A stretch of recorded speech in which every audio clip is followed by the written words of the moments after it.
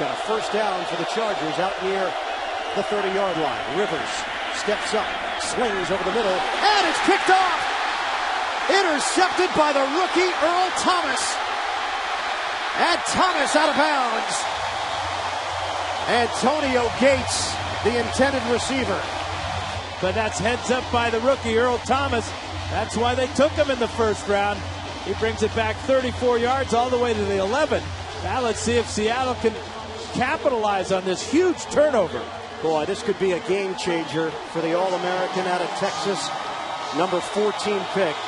Now, Phillip Rivers was hoping it hit the ground. It did not. It was a clean interception for Earl Thomas.